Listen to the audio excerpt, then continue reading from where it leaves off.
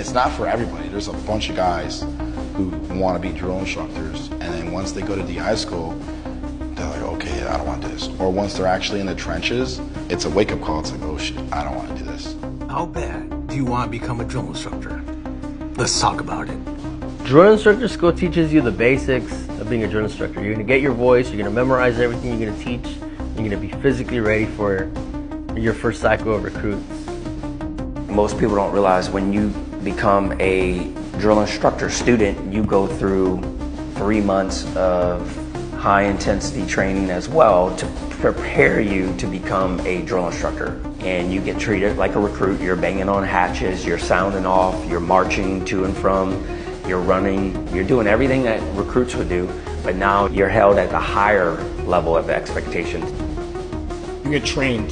They say it's hazing, but you get trained to be a drill instructor because you are the face of the Marine Corps, and you're the first person those recruits see. Now, the clip that you just watched was from the series Method to the Madness on Vet TV. And man, do they cover a lot. Anyhow, one of the biggest issues I've seen from brand new heads is that they want to be like their drill instructors. Because the DI school, realistically, it trains you to know what all the rules are so you don't get in trouble.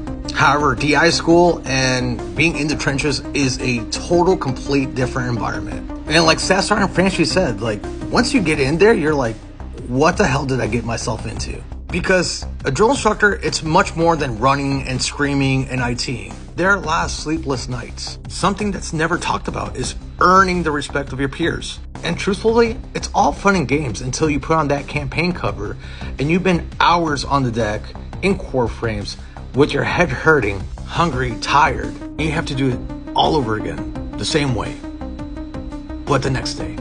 I still remember my first cycle, walking through decks, roughly around 12 or 1 in the morning. And I still recall one of my boys, he looks at me super tired, and he asked me like, dude, how do you continue being motivated?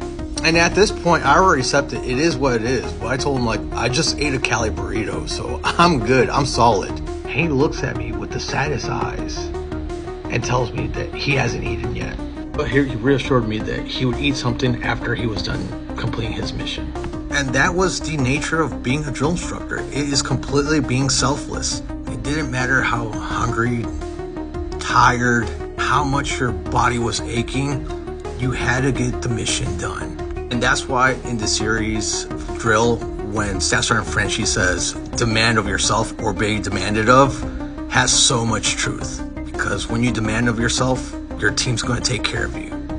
But if you don't demand of yourself, your team is going to take care of you. And that is the nature of the beast. Now, if you're interested in knowing more about what happens like behind the scenes about drill instructors, I highly recommend check out the new series, Method to Madness, only on Vet TV.